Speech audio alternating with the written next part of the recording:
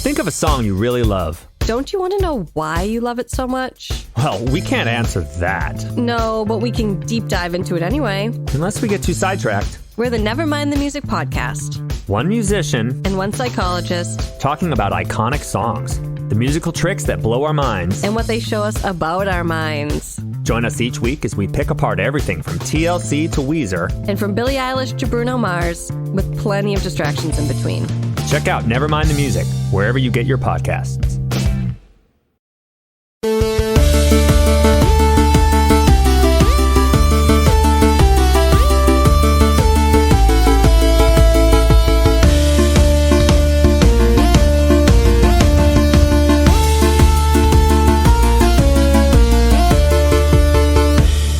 Welcome to a Star Wars film festival. We're the Lorehounds, your guides to a galaxy far, far away. I'm David. I'm John, and this is our coverage of the 1980 film, Star Wars Episode 5, The Empire Strikes Back. In this podcast, we're going to break down the plot, themes, and impact of the movie before answering some listener feedback.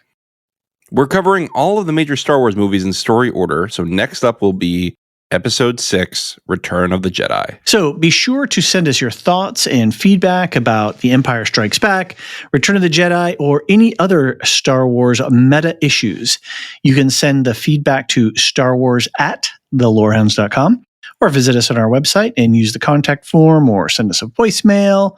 Also, we have a great Discord community. We have a lot of fun folks who know a lot about Star Wars, and they love to talk.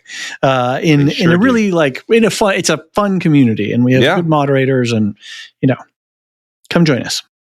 Come join us indeed. And if you want to be an even stronger part of our community, you can support us by following the link tree in the show notes to Supercast or Patreon, subscribing to one of our recurring subscriptions, and you will get early and ad-free access to a lot of our podcasts. Ad-free to everything, early to a lot of them, I'm going to say. And bonus episodes, too. We do a lot of bonus stuff. We just did Eraserhead, and that was an interesting movie. That's what you have to say about that. That's what I have to say about that. But I'm bringing back Millennial Madness next month, so you don't want to miss it on 11Zs. Right. We've got, Scott Pilgrim, Zoolander, and My Sister's Story? My Sister's Keeper, which is not, I knew that was going to go nowhere, but I wanted to give people an alternative to the goofiness, because the other two were very goofy, and I was like, all right, let me throw in a serious one. And I told my wife what I did, and she said, you gave the exact opposite of the other two movies. It's like, yeah. Well, it looks like Scott Pilgrim's pulling ahead in early leads on the voters poll. So it's true, which is a great movie. I'll be thrilled to talk about it. I think this will be my second shout out for Zoolander if we don't, if that one doesn't make it onto the one day slate. Maybe we'll just do Ben Stiller one time. A Ben Stiller film festival. Yeah. I am doing a Gene Hackman film festival for my next month when it comes up and around. So all right, I look forward to it. Is he was Royal Tenenbaums, right? Yep. Mm-hmm. Okay, all right. I like that movie. He's good in that. He was one of our greatest actors of the generation.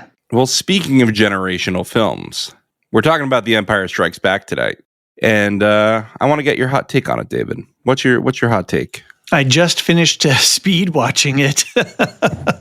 I was switching between 1.75 and 2x to get through. I wanted to have it fresh in my mind.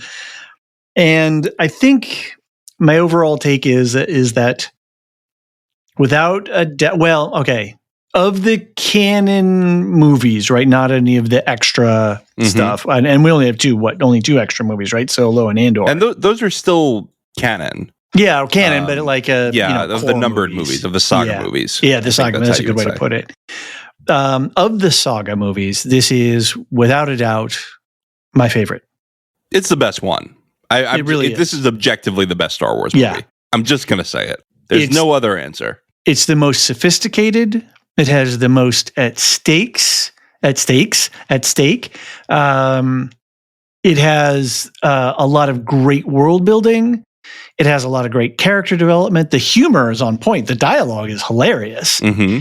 And it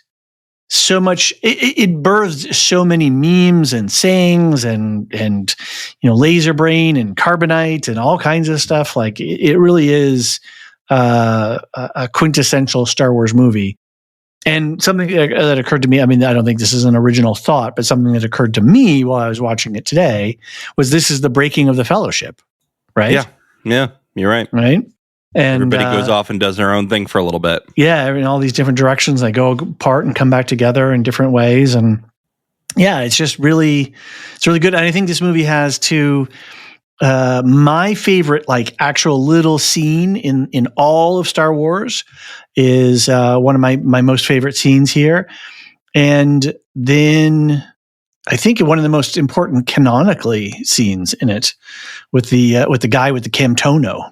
You gotta elaborate on this for me, because the scene did not strike me. You barely catch it. It's when they're running through the hallways, and there's this dude who actually has a name. What is it? Wilro Hood. And he's just some sort of technician, and he's running through the hallways, and he's got this white container in his arms, like he's fleeing, like, oh, I got to grab my stuff and go. And I don't know, it just got picked up on the internet, and they gave the guy a name. There's an action figure for him. It's bizarre. And so in The Mandalorian, right, when Mando goes to see what's that guy's name? Who's the actor too? Oh man, I'm blanking it. I know what you're talking about. The Imperial guy, the Imperial the former remnant Imperial guy. Yeah. And he has the Camtono of the goods, what is it? I want to say Gold Plus Platinum, but that's Star Trek. Beskar, thank you. I'm mixing, my brain's all mixed up with this stuff. With the Beskar, that's a Camtono. Okay. And the thing is that what made it kind of this internet sensation, and again, I don't know all about this. There are other people who are like way, way, way into this. That thing is just basically an ice cream maker that you could buy off the shelf, and they just so funny.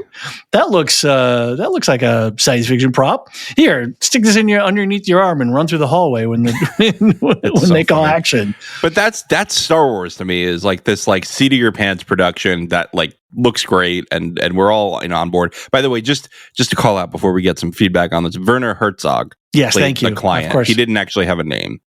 He was just the client. And of course, I know Werner Herzog. I just, my brain is becoming Swiss cheese as I age. Isn't it happening to all of us? It is. We're just, and it doesn't help that we're just packing in more and more and more, IP and media and stories. I know. We're keeping a lot of stuff together. I don't know how Alicia does it. She has like such great recall and memory. Like, her brain is really built for this stuff. Well, we're not Alicia, so we're going to use Google, and it's going to be fine. So anyway, it was fun to rewatch this movie and to think about it in the bigger picture. From a storytelling standpoint too, there's a bunch of traditional Star Wars inconsistencies and things, space worms, and like if they shot an Imperial probe from some Star Destroyer to hit the Hoth system at sublight speeds.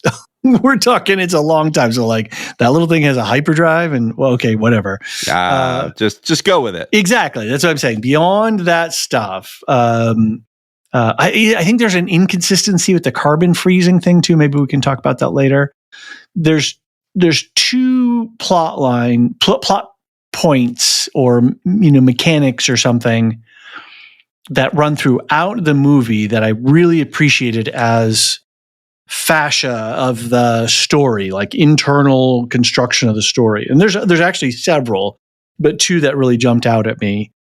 One is the hyperdrive being a constant problem throughout the whole thing. And that keeps causing problems, and they have to solve problems. They keep getting into more and more adventures because of it, Yeah. And then the other one, it felt natural, right? Like you're getting attacked, something got hit. Yeah. We're trying to fix it, but we keep getting attacked, so we can't just get on top of this. And then it's not working again, but it turns out the Empire turned it off. Right. All that stuff is great. And then the other one is they keep losing command officers, right? Like Vader keeps killing these guys. And it creates this great dramatic tension, at least on the Empire side of the storyline of, there's stakes involved, because if you screw up, Vader's going to kill you. And he does. And we get it. We lose at least two officers, throughout the course of this movie because of it. But it creates structure throughout the movie, and it creates dramatic tension throughout the movie And so they're just both plot devices that are really effectively used in the story. And I think that goes to the underlying sensibility of the movie, that it is head and shoulders above a lot of other things because it's very smart in its construction. Yeah, it is. It is. Absolutely. John, what about you? What do you have any hot takes for? I definitely saw this as a small kid. Uh-huh. I didn't really watch it again until I tried to get into Star Wars more. Really, the sequel trilogy, when that came out, is when I said I'm going to go back and I'm going to watch all the Star Wars movies. Okay. And I think that's the first time I really paid attention to it as a fully formed person. And again, it was immediately my favorite Star Wars movie, right? It just has everything. It has the dialogue, as you mentioned. It has the most iconic plot twist of all time, right? Mm-hmm. If somebody held a gun to your head and said, "Tell me the most iconic plot twist of all time," it has to be this. I am your father. This is it. Yeah. To the point where I don't know if you... It shook culture, right? I know. It shockwave culture. There's a great interview with Mark Hamill. You got to just Google it. Mark Hamill talks about the twist, and he talks about how they did the cast screening, and they didn't tell any of the other actors what the twist was.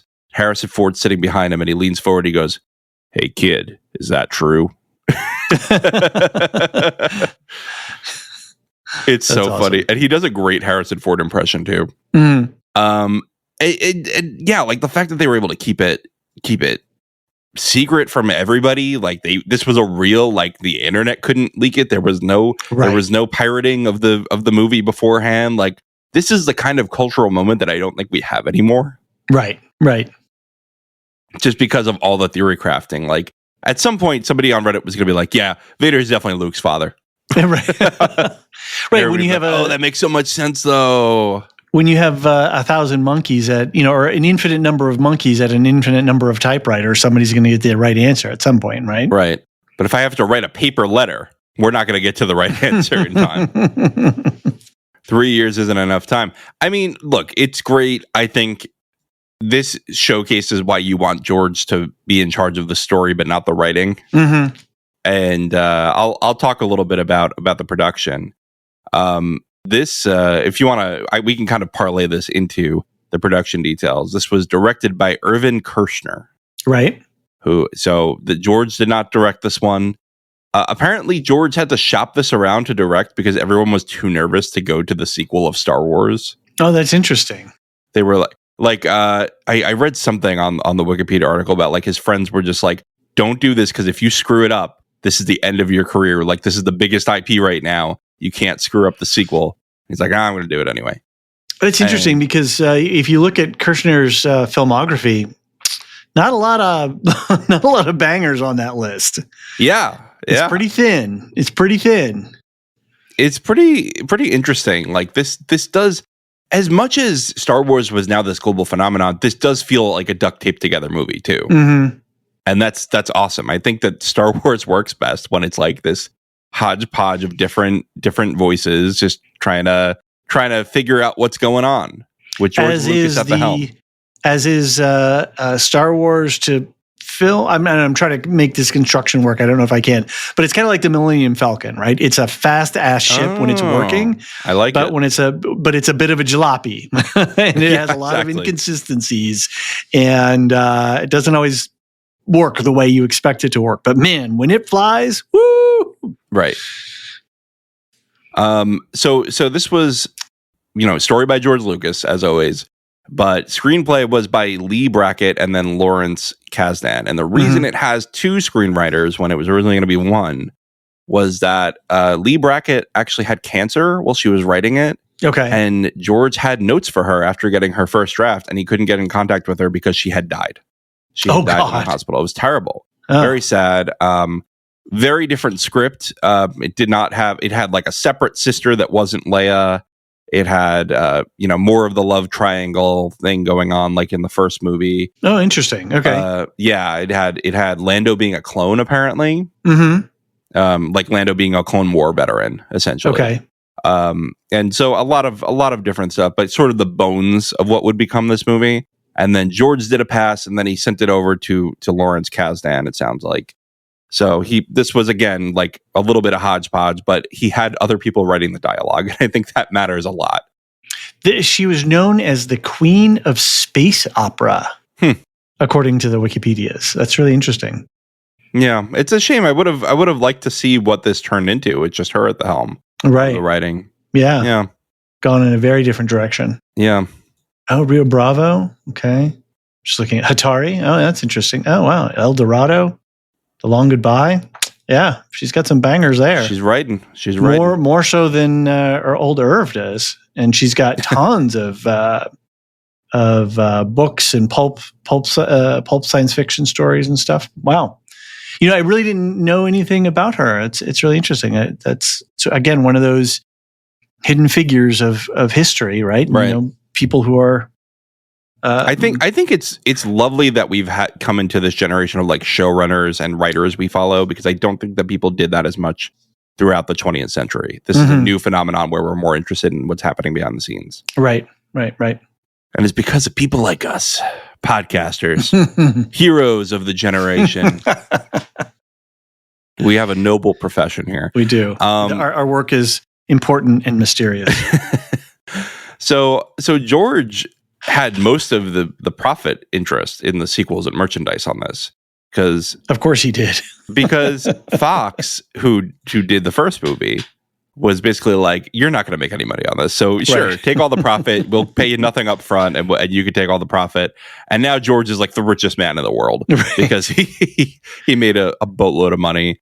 And then he sold it for $4 billion, right? So. Which they made back several times over already. I'm sure, by the way, yeah. So George is moving ILM. He was actually really nervous to do this, because he's like, again, like, what if I screw this up? Mm-hmm. And I think that's why he was more open to help than he was in later years. Right. And so Fox, he made a deal with Fox to distribute this film again, but they, in exchange for having 50% of the gross profits of the first 20 million and then a higher percentage above 100 million, they got no creative input. So the studio had zero input into this film. And I think that's interesting. I wish we had more of that today. And I think that is something of this generation of filmmakers. And I'm not enough of an authority to be able to speak with a lot of cogent facts at my fingertips. But it's my understanding that, like, with Lucas and with who's the other guy? Spielberg. No. And, and then like people like John Carpenter and others, they were all out because they had come out of we're in new cinema, right? We're out of the big studios where you're attached, an actor and directors are attached to these literal factories, right? They're literally. Right. You just have to do what they give to you. Exactly. And now we're into this world of auteur filmmakers, and having Final Cut is a really big deal for these guys. And Lynch, we talked about some of this with the David Lynch Film Festival that we did, and where we watched Eraserhead, that these directors, and that's what kind of ruined Dune 1984, is that. And it ended up that Lynch didn't have Final Cut. And so the movie that he thought he was making was not the movie he wanted. And I think that was, as I understand it, that was Lucas's big, big deal. He was like, I want to make the movies that I want to make. And if you're a studio, stay out of my kitchen. I totally get it. And so he gave up more money to have that freedom. To have creative control. Yeah. And I think he made the right decision in this. I mean, it's the best movie he ever made. But now then, it's interesting to think of the downstream effects of that. Is like, now the studios are like, oh, productizing and merchandising and like, we'll stick a can of Coke on that table in the frame. Pay us Coke, right? All the product placement and stuff. I mean, I think with the toy, what do they call it? Is it Toygenics or toy something? There's a process of turning, this media stuff into toys, and it's been made into a word. He really ushered in the the modern standard for this. Right. And it was these movies that did that. Right. Especially 77. There are moments of pivoting with marketing like that. Like in video games, we always talk about the horse armor that ruined the world. Oh, okay. Because there was one game, Oblivion, where they sold for $5 you could buy armor for your horse. It did nothing. It was just a cosmetic. And they made a lot of money. Because it sold so well, that became the new thing. Is Right. that we're going to sell cosmetics for your game that you don't just earn, but you pay for. And they don't necessarily They don't do anything. No. Fortnite is free to play. They only make money on people buying the skins for the characters. And they make more money than God. Like, it's insane. And so the same thing happens in merchandising with Star Wars here, right? Right, yeah. This is a turning point for the industry. I think that's about all the production stuff I want to go through. Again, these are supposed to be lighter conversations where we're talking about these, unless you have something else you want to talk about in production. No, we can talk about it more as we get into the different story blocks that you've outlined here. I do have one kind of, it's not, is it a regret? I almost wanted to do like a mystery science theater thing with you and watch these live. Because I think there's a value in, and I miss talking about specific things in the scenes, just some sort of director's cut thing where like, oh, this moment or that scene or that was really clever, or wait, that doesn't make any sense. Because I have, as I'm rewatching these, I have all these thoughts and ideas, but then we're not doing a scene by scene breakdown of these, right? We're talking the big concepts. Right. So I don't wonder if there isn't some space for doing that. I know it's like hard to synchronize our schedules. But look, we'll restart the film festival once we finish it. How about that? Sounds good. Yeah, we'll go do it back in a around. Completely different format, and we'll all have a good time. Sounds good. All right, David, let's take a break before we get into the details.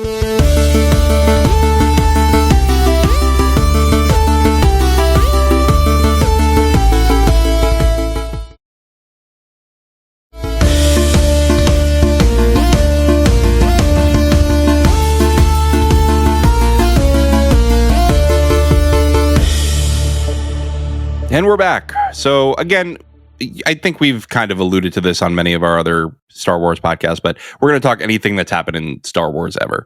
Like this is not Alicia's podcast, the Star Wars Canon Timeline podcast, where she's going to shield you from later spoilers. Here we are.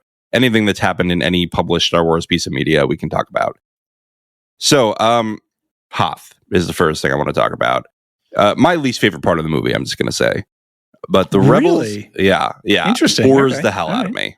Wow, the entire section.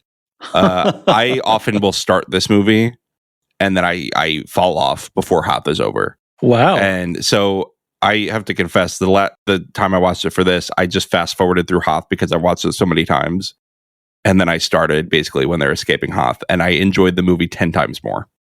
Every time. We come to one of these cultural inflection moments, and I have all this esteem for you, and we have this long history, and we have this this deep abiding partnership with the we've through thick and thin, we have been through many things. And then you say some dumb shit like that. And I'm like, what am I doing with this guy? Who is this guy? If it's a wrong opinion, then we'll get feedback, and that's always good. That's right. That's always good. Everybody write in and tell John he's wrong. I was wrong about Joel. I don't care about your stupid snow. Get me off of Hoth. All right, the Rebels have set up a base on Hoth, and after 3 years, the Empire is finally on their tail. Well, Imperial probe droids arrive on the planet. Luke gets captured by a Wampa, barely escaping with the use of the Force.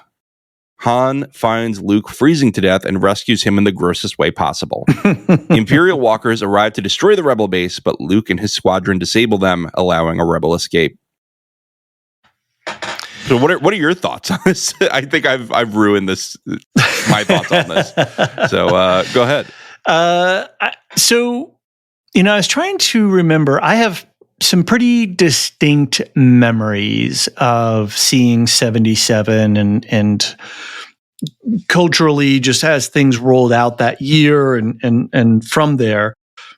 I have to say for Empire Strikes Back, I have very little memory of when I actually saw it and sort of what was right, because it is now entered into that continuum of this is now past Star Wars. Like we're in the post 77 frame, right? And this just stuff. That's how we measure our years now, right? That's right. Yeah. Right. BBY, right? 77, and ANH, is that our new 01 ANH? And so it just kind of just flows. And I know we had moved that year. And I think I remember talking with Nicole about this in one of the Supply Closet bonus episodes for Severance, was that how memory gets laid down. And if you're under stress, then it doesn't always, your memories don't get encoded always the same way and stuff like that. That said, I will say that the impressions that I do have of this movie, so here we are, 77, 78, 79, 80, 4 years is it? I think is from screening to screening, or 3+ years. Yeah, this is 1980. So so 77 and 1980, and then 83 is the other one. So they're all 3 years apart. So we're waiting and we're waiting and we're waiting, and then it arrives, and then we start with this radically different environment. Mm-hmm. And it was like, we went from the desert sands of Tatooine and the cold, metallic Imperial hallways of the Death Star to, the jungles of Yavin 4, which were just barely there even. And then boom, suddenly we're on this ice planet, and it's like, wow, like we can have this in Star Wars. We can go to these different places. We can go to these planets that have mono environments, right? Where you can crash land and just find the guy that you're looking for because, but anyway, that aside, that's the Star Wars silliness if you just let that aside. But you're also like, it is notable that in both of the first two movies, you really don't go to a lot of places.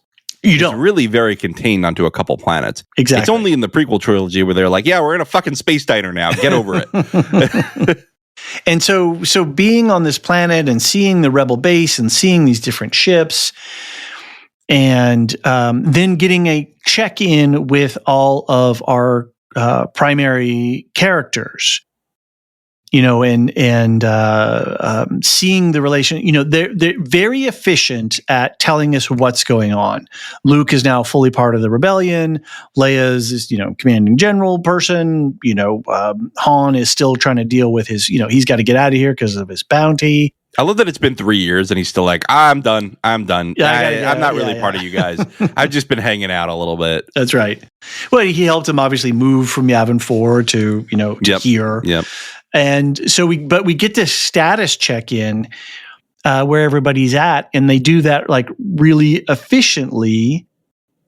And that tells us what we need to know going forward for the rest of the story. They set up the hyperdrive situation, and they set up Luke starting to be able to use the Force, right, when he's reaching out with the lightsaber.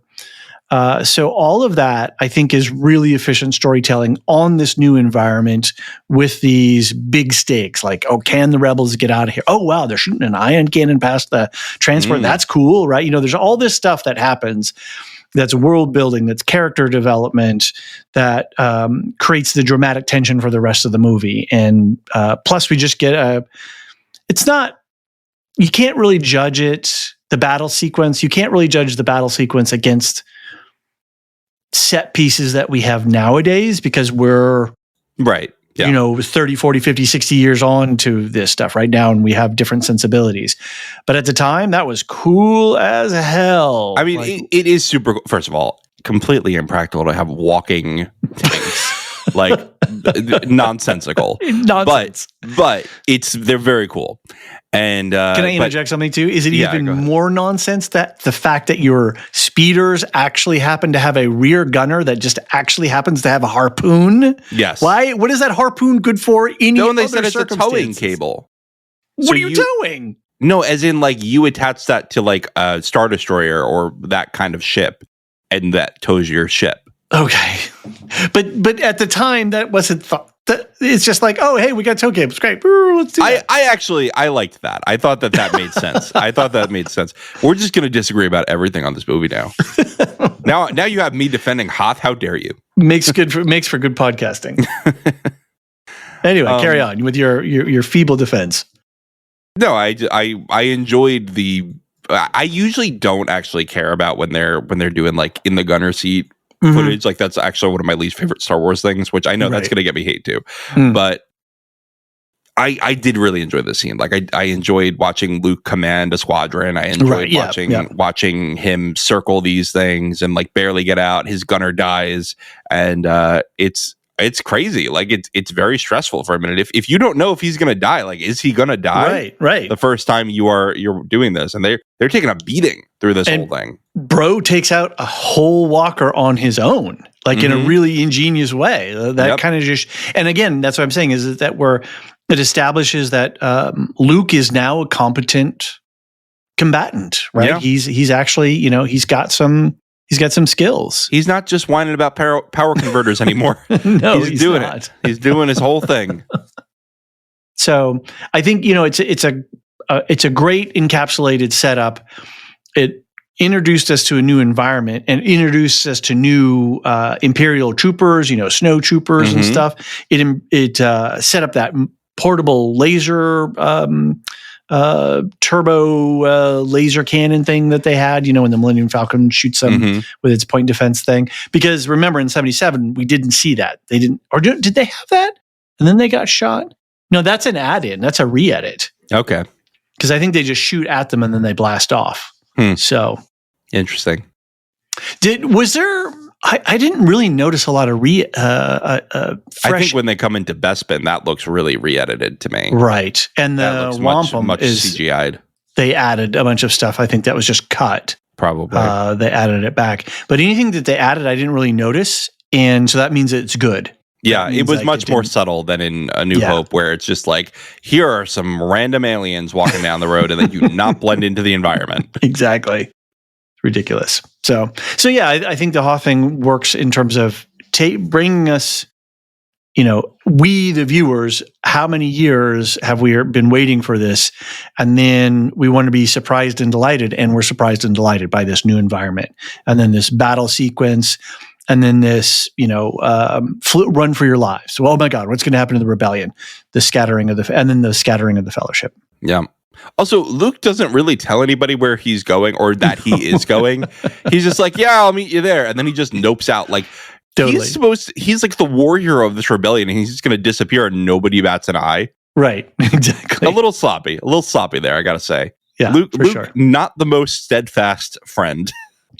And we get some great humor in here too and the humor is embedded in the characters and in what you expect from the characters. I'd sooner kiss a Wookiee. That can be arranged.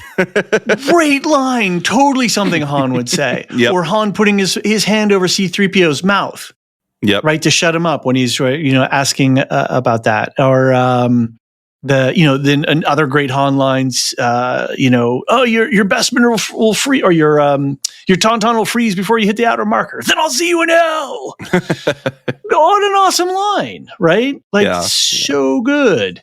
And this is also the movie that he gets labeled a scoundrel, right? Yes, like this is where that whole, and like the fact that they basically created an archetype of sci-fi character right there, like this wasn't, to my knowledge, this was not a thing before Han Solo.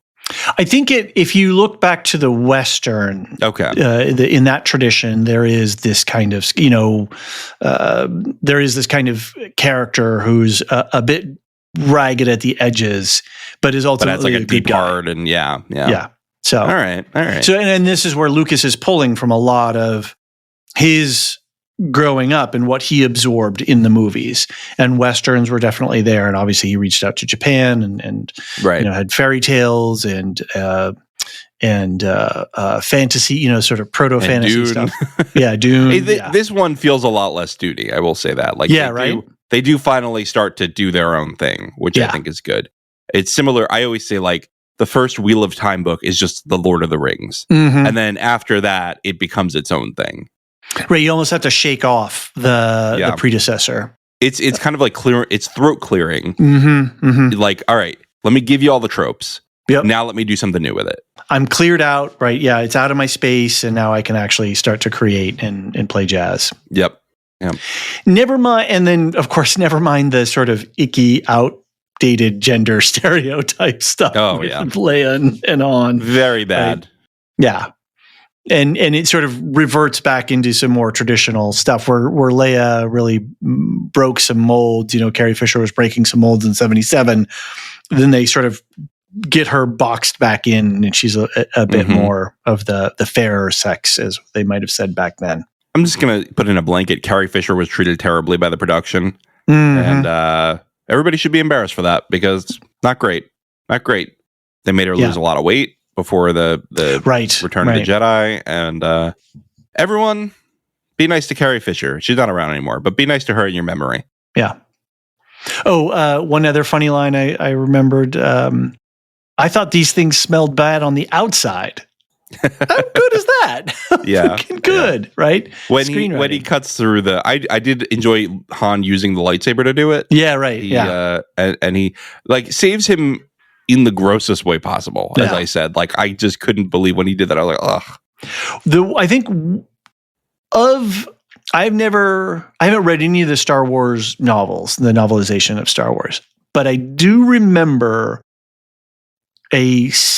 reading at least a part of an adaptation of The Empire Strikes Back. And I remember the description of Han holding the lightsaber in his hand and how it felt weird and it was vibrating, and he was moving his hand around. It was like, woo, woo, woo, whatever the author was describing that. And then contrasting it to the fact that, he's used to a blaster in his hand and he's carrying this new thing. And that is one thing that stands out. And so I do appreciate that little thing, because he was so poo-pooing of the lightsabers. Yeah, he was. Oh, that's stupid religion. He's like, it's not a religion. Anyway, why don't we go on to Luke's training? Yes. Another iconic scene. Oh, really quickly before you go there too. Of course, with each movie, they have to go bigger and make something bigger. And of course, this is where we get the introduction of the Superstar Destroyer. Right. So anyway, but we can come back to that later. Do you know, I actually read in somewhere that the reason you have the second Death Star in Return of the Jedi is because Lucas had originally planned for the whole trilogy to be one movie, and he destroyed the Death Star in the first one. He's like, fuck, I don't have my Death Star to do the things I wanted to do in the third one. Right. So let's make another one. Yeah. Never mind the economics of building two of those frickin' things. Okay, but honestly, I know it's a stupid plot point, but the unfinished Death Star is one of the coolest visuals. The fact that they were like, yo, it actually works, screw you, haha, where we were all like, oh, good twist. Yeah, it did work. But of course, we're going to talk about that next. So yeah, next movie. We'll save it. For now, let's go to Luke's training. Following Force Ghost Ben Kenobi's instructions, Luke and R2-D2 fly to Dagobah, where they find a strange green creature. They learn he is Yoda, the Jedi Master Luke is seeking. He trains Luke and has Luke confront the dark side of the Force, where Luke sees himself in Vader's helmet. When Luke sees a vision of his friends in trouble, he disobeys Yoda and leaves to save them. This is such an interesting part of the Skywalker saga in terms of the space opera nature of the larger story that we have here, that we sort of segue onto this. Yeah, and this is some prime Muppets, Frank Oz, Jim Henson inspired stuff. He was like, this is peak Yoda. Yep. And I love immediately. He's like going into Luke's lunchbox. He's throwing shit out. He's just really, really going for it right away. And I love his silly, wise nature. You know what I mean? This absent-minded professor thing almost going on. But I also think that the moment where he gives Luke the choice of finish your training or go see your friends, go save your friends, that is one of the most important moments in the entire trilogy, absolutely. Or maybe all of Star Wars. Yep. because there is a debate to this day Mm-hmm. of knowing what we know with the sequel trilogy. Was Yoda right?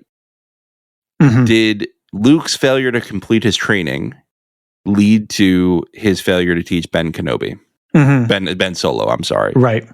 And did that lead to his failure as a teacher? Or was Luke right and this is a flaw of the Jedi? Mm-hmm. That they are so anti-attachment that they can't see that, like, saving your friends is part of the light. Like, you need to have that to be part of the light. Mm-hmm. And I think it's both. Mm-hmm. I think it's both. I think Luke needed more training. Yoda didn't have to go die like that. And I think that he was right. He was right, and he called out the Jedi, and that's part of why I really loved The Last Jedi, is that we bring back this theme of, like, the Jedi were so obsessed with being right that they didn't always do the right thing. Mm-hmm.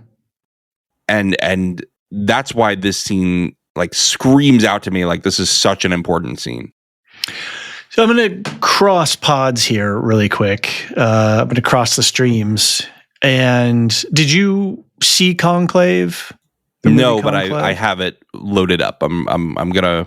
It's in my queue. I don't know if I can talk about the thing that I want to talk about. It's okay. Then.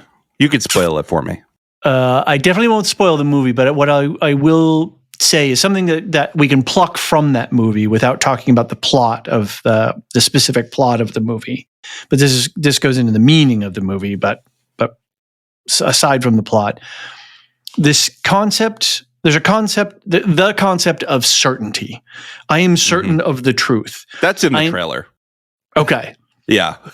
I don't know that I saw the trailer. I think I just went and saw it. Yeah. No, this whole thing about, like, certainty being the enemy of faith. That's in the trailer. Right. And that's the thing about the Jedi, is that they're certain. Yeah. They're certain that their way is the right way. They're certain that their counsel is the wisest counsel. Yep. They're certain that they know everything about the Force that they need to. Mm-hmm. I hope Marilyn listens to this, because I want to hear some feedback from her about the crossing of the streams of Conclave and Star Wars. But I think that and this is where there is this level of sophistication that's happening, at least in this movie, is that we're now getting into something that is very substantial, which is, the Jedi aren't just the shining knights who win at the end of the day, and good triumphs and all that, blah blah blah. And I think this is something that Tolkien deals with, right? Is the moral injury that war causes individuals when you have to make these really shitty choices. Yep. On fighting your enemy, and in this case, good versus evil, and the sacrifices that causes, and the choices that we as individuals have who are fighting in that conflict have to make, and how that affects us. And maybe you could say, well, what's the outcome? I don't know. What is the outcome? Is the outcome as the writers wrote it. But I think the interesting thing is that Luke is morally injured in some way, because he's cut his training early, and he did go to save his friends, but he still injured himself in some way because he didn't complete what he needed to complete, and now he doesn't have a superstructure to guide him after the fact. Right? He's now a rogue Jedi out there in some ways, where he's got this incomplete training, and then he tries to think that he can take on setting up a school and training all these other Jedis.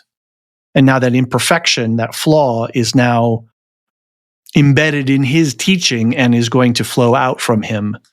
But then, is the whole system flawed to begin with? Is the Jedi system flawed to begin with? I think it's a really interesting moral question. I think so too. You're throwing around this term moral injury. I want to see how familiar are you with that usage in psychology? I am familiar in a general cultural conversation sense of, specifically in a post 9/11 conflict world, where good-meaning people signed up to try to quote unquote defend America and other things, and went over, and then in the name of goodness did things that weren't good, and then they are now left with the results of their actions. So moral injury, I've written a paper about this. That's why I'm bringing this up. Okay. For I think you class. and Nicole need to get on a pod and talk about this. Perhaps. And so I quoted Carol Gilligan, who did another paper on Jonathan Shea. Jonathan Shea had this theory of moral injury, and this is how she summarized it: a shattering of trust that followed the betrayal of what's right in a high-stakes situation where the betrayal was sanctioned by someone in a position of legitimate authority. I think I described it accurately relative to... You did. That's why I was like, how familiar are you with this? Just as part of the cultural conversation, because when I was a teenager and we're living in the post-Vietnam era, we didn't have a word for it, but we could feel it. And it was in the literature, and it was in the movies, and it was all around us, and it was this thing. And now we have a word for it. Now, just like PTSD, we now have an understanding, not only a word for it. We had shell shock before that, but now we had a more clinical definition, and then we now actually have a neurophysiological understanding of what PTSD is really going on. Right. And so moral injury, now we understand as well. We have a word for it now. Right. Well, Jonathan Shea was writing about veterans. Yeah. When he was talking about this. Right. Carol Gilligan, what she does is she takes it a little bit further and says, this isn't just something that happens to veterans. This is something that happens to everyone. Correct. Your parents can give you a moral injury. Right. Your government can give you a moral injury. All these things. And so here, I think absolutely, and this is combined with the Vader scene later, Obi-Wan really gives Luke a moral injury here. And you could absolutely see... sounds like Luke a blog post. You need to write a blog post. I know, I should. You could absolutely see Luke getting into the dark side as a defense, because patriarchy is used as often as a coping mechanism to avoid the pain, to delay the pain, to distance yourself from the pain of moral injury, to prevent yourself from feeling that. Okay. And talk about patriarchy. Let's rule the galaxy as father and son. The ultimate patriarchy. My God. I mean, come on. So I think this is absolutely like 7 layers deep in feeling something real from this fantasy story. Yeah. And that's why this movie works so much better than any of the other ones, is it just gets to something deep in psychology, I think. At the same time, you have this lovely icing on the cake of Imperial walkers and Star Destroyers and blaster fights, and then underneath it is something of substance. Yeah, and Luke is like hanging upside down while he's having his moral injury. So like it's it's a whole thing with that. Well, I was going to get into the whole Luke confronting himself in the cave. Yeah, go for it.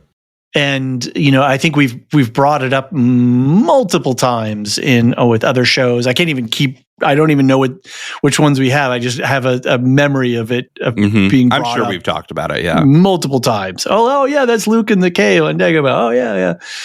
And I think that was also just taking these flash memories and more impressions than actual memories.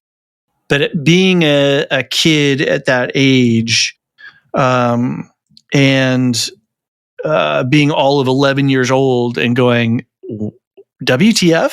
Like, why is Luke's face in Vader's helmet? And then, of course, afterwards, we're like, oh, it's because he's really his son. And like, oh, okay, that all makes sense, right? But it's like, no, it's actually a lot more complex than that. Yeah, it's about I don't want to be like him.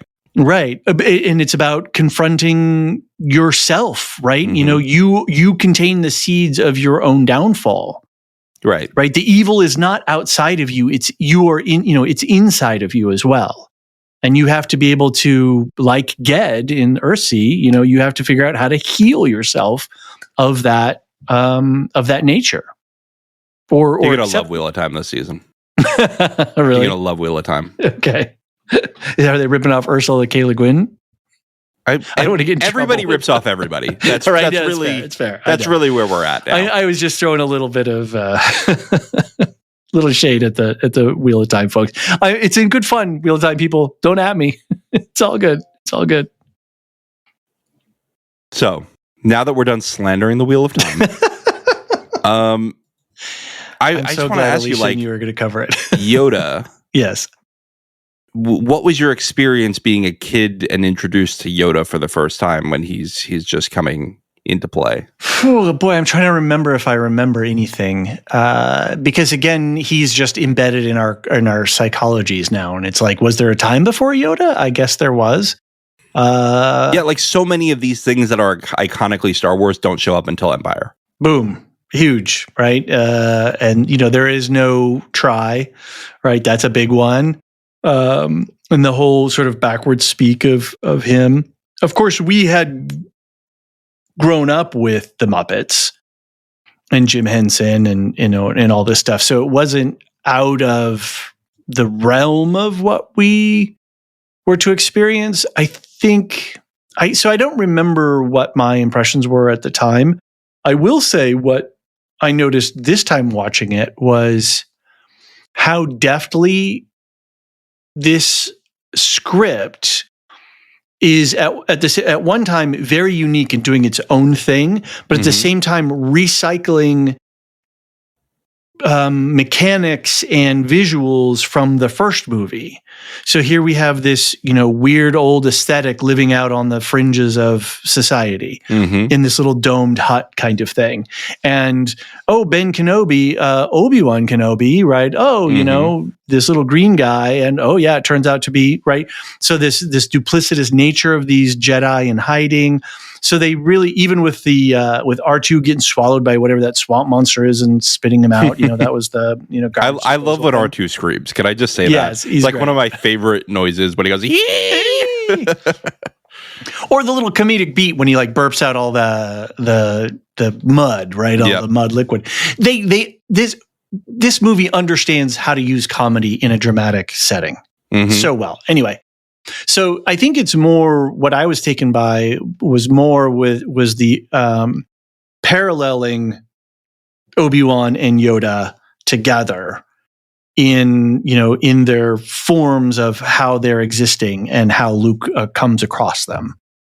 So I think that's interesting. But Yoda as a creature, I don't know. We just accepted him because Muppets. Yeah. All right. I mean, we watched, the Muppets was like appointment it was like, I think Sunday at 7 or something like that. And it was always paired with something else.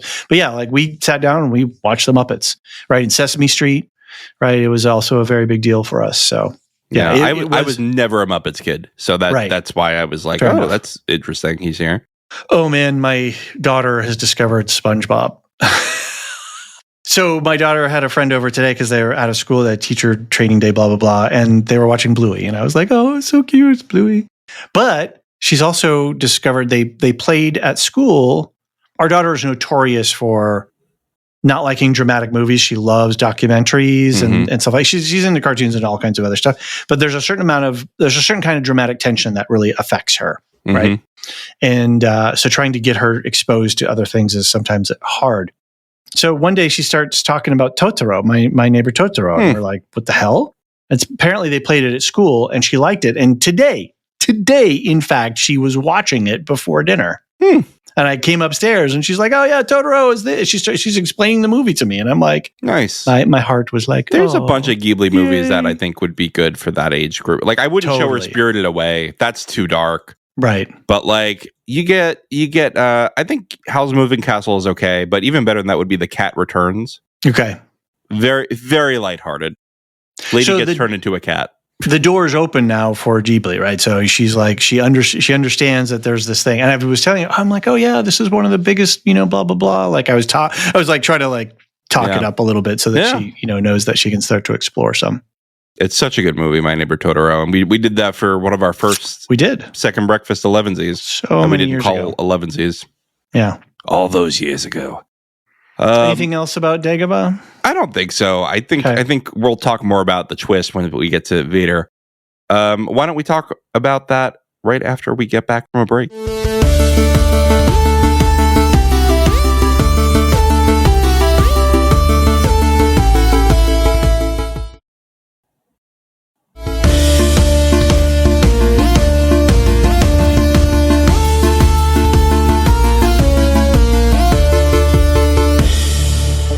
And we're back. All right. So I said that we were going to talk about Vader, but we have a whole other section first. Bespin. After narrowly escaping both the Empire and a giant asteroid worm, Han, Leia, Chewbacca, and C-3PO go to Bespin, which is currently ruled by Han's old frenemy, Lando Calrissian. While Lando welcomes them, he secretly betrayed them to Darth Vader, who occupied Bespin before Han could get there. Han is frozen in carbonite and taken to Jabba the Hutt by Boba Fett, and the other three escape on the Millennium Falcon with Lando. It was, can I just say, amazing that they think they got away, and Boba Fett's like, yeah, I knew exactly what the fuck you were doing. Like, which sets up his cred as, for being one of the best bounty hunters in the galaxy, right? Yeah, I mean, look, I am not like a Boba Fett super fan. I think he's fine. Right. I think Rebels ruined him for me because not Rebels. Clone Wars. Clone Wars ruined him for me because he's a whiny kid in Clone Wars. Okay. Which you understand why he hates the Jedi. He watched his dad get killed by Mace Windu. Mm-hmm. But still, I'm like, you're really freaking whiny. This is why one of the reasons why I don't like them recycling these characters throughout time, these familiar things. Like, why did you have to have C-3PO and R2 from the back in the day? It depends on the usage. Like, they have Tarkin as an admiral, I think it is, in well, that makes Clone sense, Wars. right? Because the dude's going to be, yeah. And they develop the relationship between him and Anakin, where like he hates the Jedi, he's really disdainful of the Jedi, but he's like, that Anakin guy, I like his style. I like how he's really rough and tumble, like will go right in and get the job done. You're like, oh, that sets up their relationship later, right? Nicely. Yeah, exactly. I like that. So they do it well sometimes, and I love the development of Palpatine and all that. It's sometimes they just don't hit with it, but that's okay. And you don't need to always do that, right? It doesn't anyway. But yeah, I think Boba Fett, because this is the introduction of Boba Fett too, is he's just this mysterious badass, right? And again, coming out of the Western tradition of spaghetti westerns and whatnot, he's this silent. Force that's to be reckoned with. Did you ever see No Country for Old Men? No. Okay. There's a great character in there, Anton Chigurh, who's just this force of nature. Such a good movie. God, I love that movie. It's disturbing, but it's so good. But this idea that here's this person who can just operate at this other level and does, like, oh yeah, you're going to hide in the garbage thing? All right, I got you. Right, exactly. I'll just stay here for another minute. Yeah. Which way are you going? Oh, Bespin? Oh, okay. I'm going to get out in front of you. I'm going to radio ahead and, I'm going to get this all set up. Like, that's just badass, And then for him to die so ignobly in the next movie, but we'll save it for then. Well, he doesn't die though, right? No, he doesn't die, but that's a retcon, right? Well, so we got feedback on that, by the way. Like, we talked about this on one of, I think our Mandalorian podcast, because we had said it, and we got a big thing of feedback about Boba Fett was never dead. Nobody thought he was dead. We all were fine with him being alive, and so I think in the novelizations he was alive too. Okay, all right. So I think that was a just debatable thing. I always read it as he died. Yeah, but so did we. Yeah. Who cares? But anyway, we need to talk about giant. Dead. Nobody's dead till you see the body in Star Wars. That's right. Even when you see the body, sometimes they're not. It doesn't mean anything, right? But more importantly, we need to talk about giant space worms. What is that about? I don't know. Just living on an asteroid? Yeah, exactly. Well, then again, we have space whales too, just noping out. Right, exactly. So just go with it, man. But Star Wars. What did blow our minds was seeing the TIE fighter bombers. That was cool, right? Like, whoa, a different TIE fighter design. Like we had, because up until that point, we had Vader's TIE fighter and then the standard TIE fighter, and then now that we had a bomber, we're like, oh my god, like so cool. Again, this movie is just pushing the boundaries of world building without having to push the boundaries, right? They're just like, oh yeah, we have this, there's that, of course there's these things over here, and the way that they continue to deliver it so matter-of-factly and just treat the observers without having to explain everything. They're just like, yeah, no, this is the world. And we're like, oh, this is great. Like, more. Yeah, yeah. And by the way, we've had this renaissance the last few years of Star Wars fighter games, space fighter games. There's a game called Star Wars Squadron. You can choose which ship you want on each side. You can customize them. It's so good, and I'm glad that we're having this renaissance because the ship design is one of the coolest things in all of this. Right. What was there was one video game that we played a lot that Battlefront was big for a while. Yeah, no, it wasn't Battlefront. Let's see if I can find it. Anyway, it was basically, your flying missions and chasing. And you're sort of it was in the late 90s when it came out. So it wasn't a very sophisticated game, but played a lot of it. There's been a ton of Star Wars games. Yeah. Overall. Was it X-Wing? Star Wars X-Wing? There were a bunch of like similar games like that. Yeah. Anyway. Right. Atmospheric, of course, atmospheric combat in zero gravity. Sure. Yep. Okay. You know what? We're having fun. We played the shit out of that game. Exactly. And I played a ton of Battlefront when that was out. Right. There was a version when I was a kid, which was the better version, and then they did a remake that was not as good in like the late 2010s, and I played the crap out of that too. Anyway. Yeah. Bespin, very cool design of the city.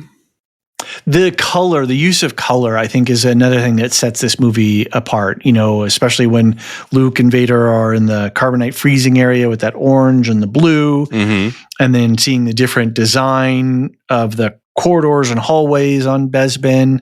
Lobot, he was cool as hell. Have you ever seen the Key and Peele skit about Lando Calrissian? No. Oh my God, it's so hilarious. I gotta watch it now. I do like Key and Peele. Oh, it's so good. It's one of the best. But again, and Camtonos and all that stuff. But my favorite, I think, if you asked me for a standout scene, right? Obviously, there's a couple of them. Luke, I'm your father, blah, blah. But for whatever reason, when Lando takes them into the dining room, and they see Vader, it's such a confronting scene because you're not expecting it. And he's this black silhouette against this beautiful, elegant white room. And so there's this sense of menace. And then Han is so quick on the draw. He's like, whoa, and he's got his gun out and he's blasting. He's blasting so fast that Vader can't pull his gun out of his hand before he's already pulling the trigger. So he's got to do the old hand block. And then we were like, whoa, hand block, laser bolts. Right. And it was just such a short, violent, intense action scene with this just sense of dread that just drops down behind you when the door closes. Beautiful scene, perfectly set up, big surprise. Great sort of jump scare and like, oh my God. And yeah, it's one of my favorite scenes that really sticks out to me out of the entire. It is everything. A great scene. You're right. The visual contrast is great. This twist of like, he keeps saying, I can't, I don't trust him, but he's a good guy. He's not going to do anything wrong. And then it's like, oh no, he will be self-interested when he needs to be. Right. Which in the end, honestly, Lando handled it pretty well. Like he got them out of there. Yep. He made sure that Han wasn't killed. Right. It's like pretty good for being completely overtaken by the Empire. Yeah, because they got there ahead of him. So and he can't compete with Vader. What's he going to do? Right. So the only thing he could do was trickery. Right. And that's what he did. And he did it very well, actually. Right. And while being sort of seat of your pants scoundrel, just like Han. Right. Oh, and I love the line where when they're trying to take off and the hyperdrive's not working, and he's like, "It's not my fault." And the same line that Han. So like you get this nice connecting of the two characters. And just when he goes, what'd you do to my ship? It's not your ship. I won it fair and square. Right. Again, setting up more lore and world building. And I knowing what we now have in Solo, right. I really enjoyed when they had that scene when you have Han figuring out that Lando's cheating, and so he takes the cheating card away. and that's how he wins. Right. He stole the cheating, the sleeve card. It's like a perfect way to like steal your way into righteousness. Mm-hmm. Yep. And that's Han Solo, right? Like he's a scoundrel, but he's doing the right thing in the end. He's good despite himself. Yeah. Right. His nature is good, and he can't help but be good. Right. Anyway, I mean, Carbonite, cool stuff. So I'm confused about something. I'm wondering if there's some sort of inconsistency, because they said, Lando says to him, he's like, we don't freeze people in this stuff. This is dangerous. Mm-hmm. But then later things, there's, in The Mandalorian, yep. Even in Andor, we see, carbonite frozen stuff. It's suddenly like, oh, no, it's just a known fact that we carbonite freeze people all the time. But in this movie, it was introduced to us as, whoa, that's maybe, yeah, it will, keep them alive if they survive it. And is it just because on Bespin, that particular facility was a cargo carbonite freezing facility? And maybe I read it as this is something that is known to be a thing you can do, but this is calibrated for like industrial, industrial, not humans, not humanoids. Okay. So that's what I read it as, and that's why he's like, I don't know if this is calibrated right. Right. And they're like, all right, cool, test it on your friend. Also, Vader, that's not how science works. You don't do one shot and then you're like, it's fine now. Well, I survived, so it's fine now. Eat some cereal, John. Eat some cereal. he's got anti-vaxxer energy here. Right. Oh, Vader. But that's the thing is, like, I actually do believe that Vader would be like, yeah, all right, seems safe enough. I know it's my son, but I just need to get this done, and that's how I'm gonna keep him on the ice. Well, I think it's a good segue, right? Is this question of, yeah, he's my son, but he's also, he's either going to join me, kill me, or I kill him. Right. So you want to talk about the showdown? I was going to say, I was setting you up for the perfect segue, my man. Luke walks into Vader's trap and duels him, getting a few hits in before losing his hand and his lightsaber. Vader reveals that he is Luke's father and invites him to rule the galaxy as father and son. Instead of joining Vader, Luke leaps down a chute, psychically calls Leia, and escapes with the rebels. He's given a new robotic hand, and the team vows to regroup on Tatooine to find Han.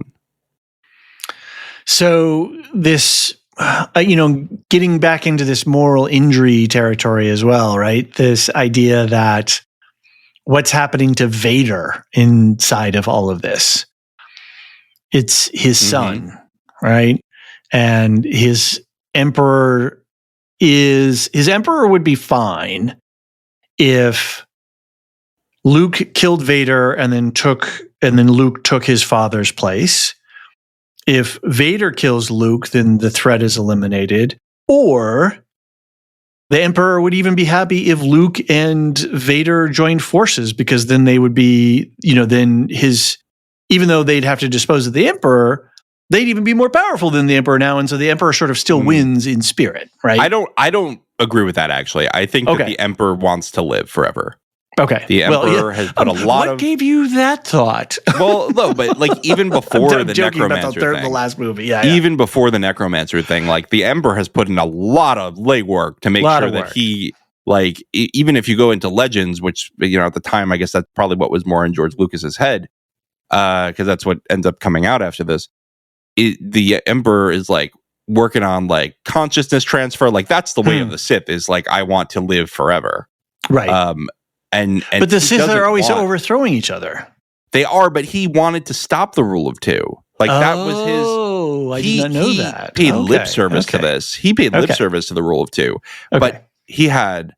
Because he had multiple people. He had Maul. He was always breaking the rule of two. Okay, and so he didn't care at all. He saw himself as the answer to the Sith, the ultimate. Yes, right. He was the culmination of thousands of years of Sith planning from Darth Bane to him. Okay. Because Darth Bane is the one in Legends, and this is the kind of Legends where like it's so like ingrained in the culture that I think it kind of has to become canon eventually. And Darth Bane is acknowledged as a canon character, just his storyline has not been taken into canon. Darth Bane, at the time he joins the Sith is like a legion of dark side users. And he literally kills every other Sith and takes on an apprentice and says, you and me, we are the rule of two. Wow. Okay. And we are going to succeed. He's like, we're never going to beat the Jedi in a war. We're going to succeed by taking them down in the most insidious way possible. Right. Inside out. And so Hail Hydra. And so exactly. And so Sidious sees himself as the answer to this prophecy, the answer to this generations long plan.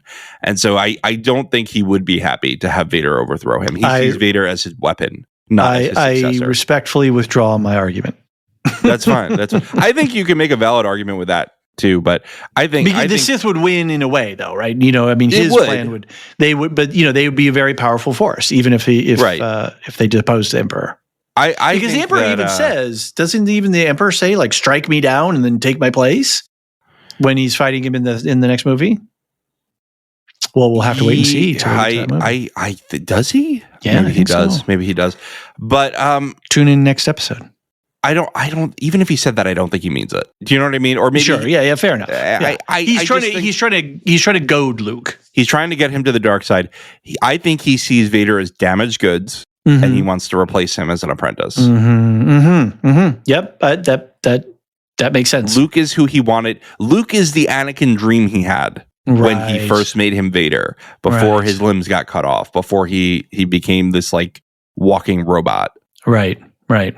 Who is morally injured. Right. Who is deeply broken. But then I think that's the interesting thing in this movie is now we begin the trajectory, the arc of Luke rehabilitating his father, creating a space where his father can feel grace and save himself by saving his son. I think there's a not to be current on politics, but something that happened a number of years ago where a particular political leader was meeting the Pope, and the Pope didn't say, "Oh, I will pray for you, my son."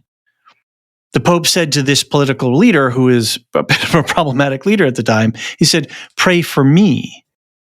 And that changed that guy to the point that guy like resigned his position. And John Boehner, who was the Speaker of the House, he resigned his position not long after that because he had a crisis of faith. And that's not to say he became like an angel later on and whatever. I mean, whatever. But he, when the Pope said, I need you. What's inside of you? There is goodness inside of you. God is inside of you. And if you activate that part of you, it will transform you. It will change you. And so, Luke is creating a space for Vader to seek grace within himself. So you like Conclave, huh? I'm hanging out with Anthony and Marilyn too much. Fair enough. Yeah, I think that's right. I think Vader had killed off Anakin in his mind. Right. Until he found out that there was a piece of Padme out there. Right. And then he goes, oh, maybe I should reflect on the last 30 years. What's even crazier, okay, I'm going to cross the streams again. Severance, Tolstoy, I just listened to the audio version of the death of Ivan Ilyich or whatever. Yeah. Mm-hmm. And that whole story is about a man who, within his dying days, confronts the worth of his life. And that he's, seeing that the pain that he's suffering at the end of his days was because he's been living an illusion his whole life. And he's been doing things for the wrong reasons. Mm-hmm. And once he's able to understand and recalibrate and rebalance it, he's actually able to let go and let go of his pain. Yeah. Well, that's beautiful.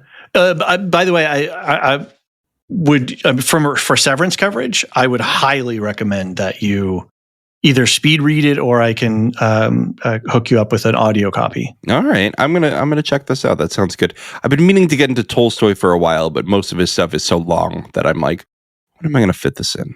I listened to it in an afternoon. We were moving our daughter's bedroom, and I had a bunch of handyman dad, honeydew stuff to do, and I just put it on and I listened to it in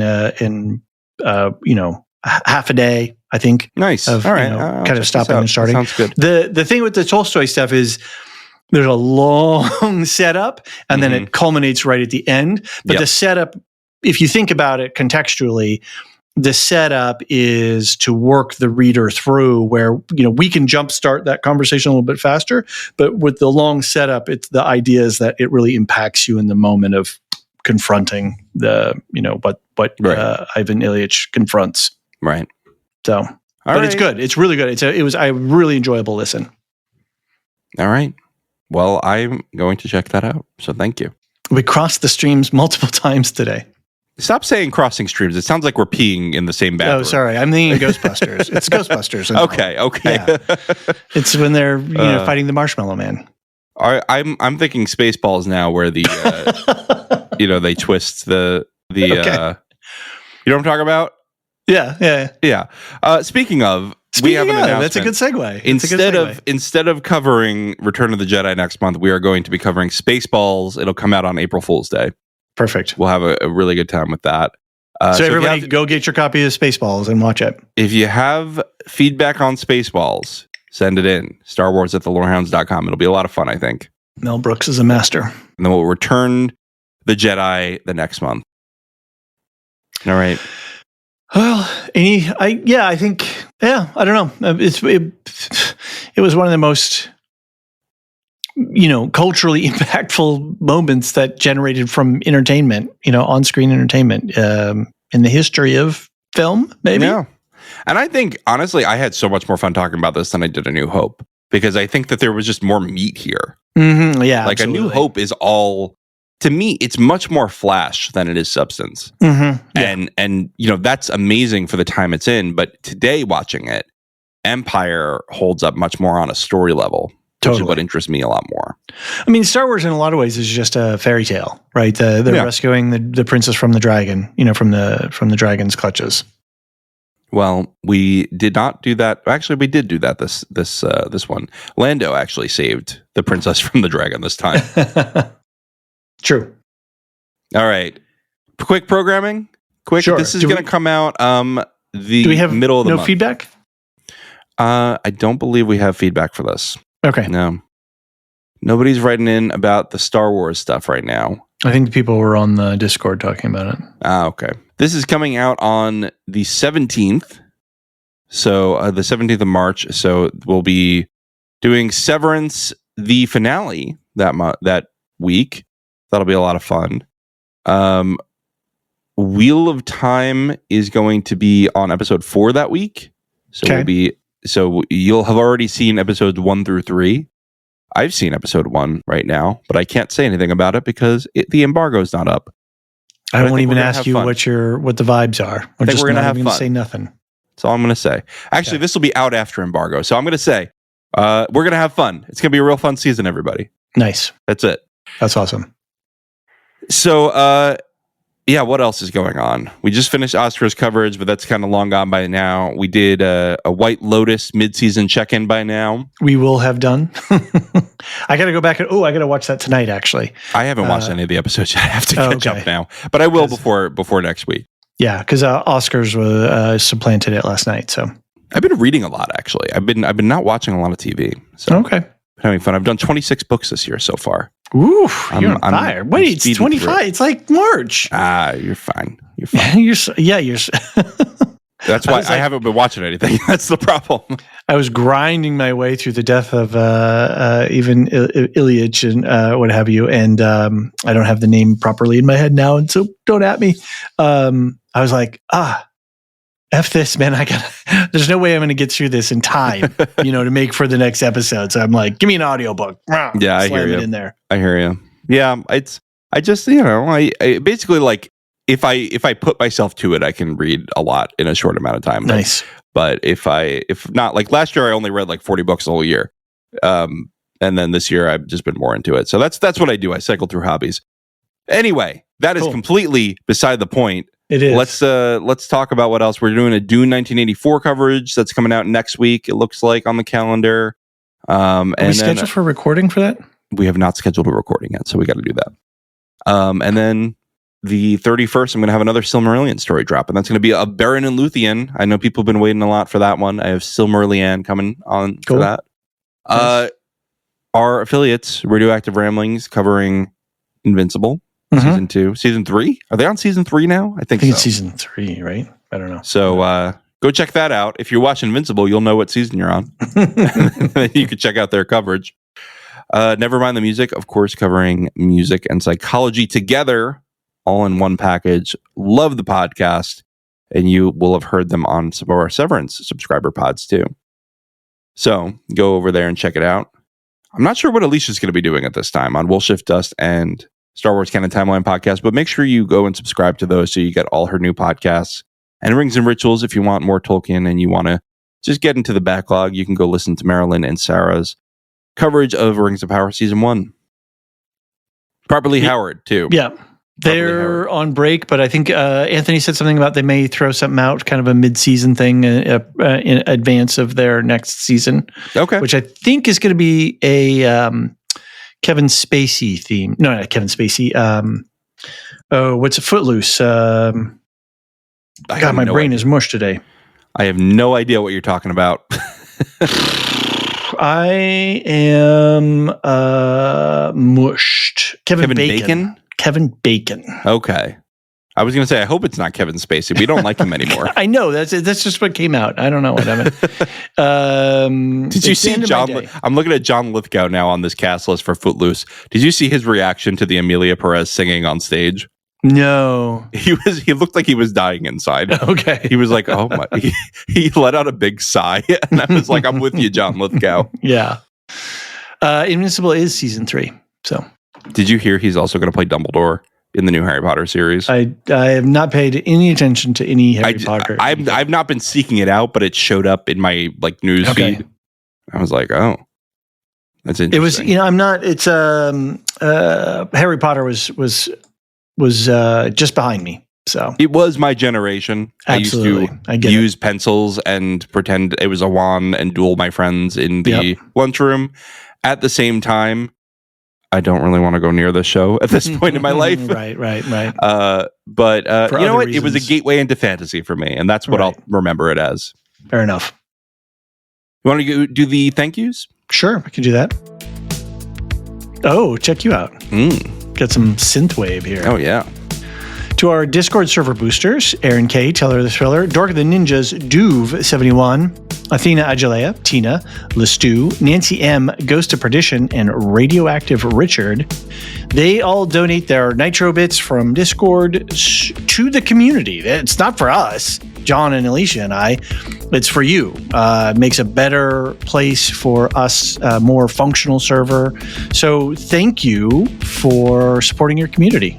We really appreciate it.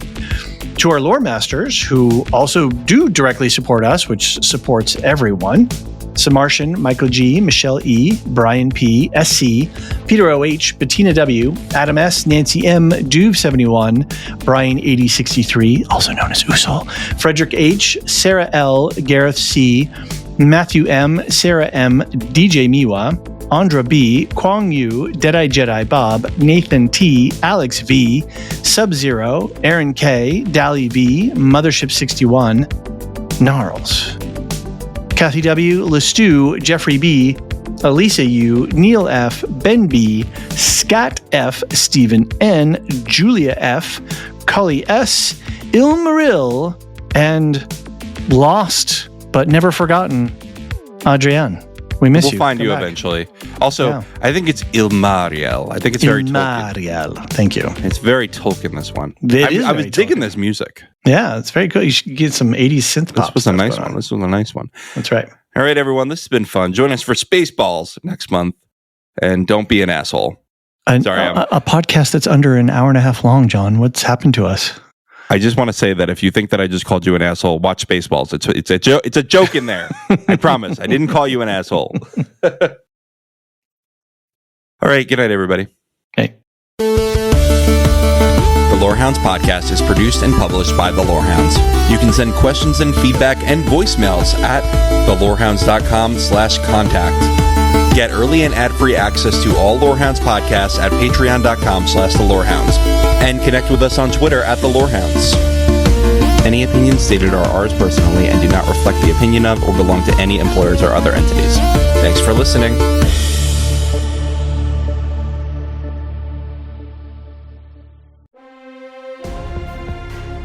Are you ready for a deep dive into one of the most intense animated series out there? Welcome to Radioactive Ramblings, where we are currently breaking down the world of Invincible. Each week, we're going to unpack the jaw-dropping twists, the unforgettable characters, and that trademark brutal action.